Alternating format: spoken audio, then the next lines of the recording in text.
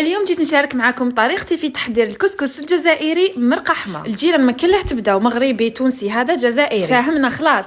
المهم ما تنساوش ديروا جيم وابوني عند سارة كوك دي زاد ونروحوا نبداو في الوصفه. بالنسبه لطعام مرقه حمراء تقدروا ديروا الخضره اللي حبيتو، انا حبيت ندير مام القرنينه بصح ما صبتهاش. جيبوا لا كوكوط تاعكم هذا وين دشنتها، ديروا فيها مغرفه صغيره تاع سمن، مغرفه صغيره تاع الزيت خاطرش الغنمي مشحم، ديروا الملح التوابل نخليهم لكم في لا ديسكريبسيون تحت. واول مره في الجزائر بيستون دارت لنا طوماط كونسونطري باعلى تركيز اللي هو 30%. عندي اسبوع ملي راني نستعملها، حلوه السكر، ديروا غير مغرفه وتجي لاصوص تاعكم حميمره الله الله. نقصوا لها باش ما تحرق لكمش وزيدوا لها حبه كبيره تاع طوماطيش مرحيه وخلوها تتقلى على نار قليله. انا توجور زروديه نحب نقليها مع الطوماطيش باش تنحي لي ديك الحموضيه. وهنا عندي لوبيا مسلمين اللي كنت شمختها ليله من قبل وراني رايحه نغليها. خلوا لي في لي كومونتير كيفاش تسموها في ولايتكم. هنا شمخت الطعام تاعي كامل، تعرفوا ديروا طعام دونك ما كلاه نطولوا الفيديو. بعد ما تدخلوا لاصوص تاعكم تكتك واحد نص ساعه هكذاك بعقلها على نار قليله وتبداو تشوفوا هذاك الليدان بدا يطلع شويه الفوق، مرقوها. هنا مرقوا على خطره باش ما تزيدوش الماء. هنا بعد ما جازت نص ساعه اللحم تاعي صبتو قريب تحرحر لي،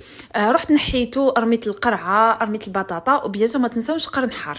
كي طيب الخضره ديالي نروح ندير الحميصه واللوبيا مسلمي اللي راهم في زوج ديجا طايبين. هنا اللحم بعد ما طبكو تنحيتو برك عاود رجعتو لاصوص باش ما يكحليش، عبالكم اللحم بالخف يكحل.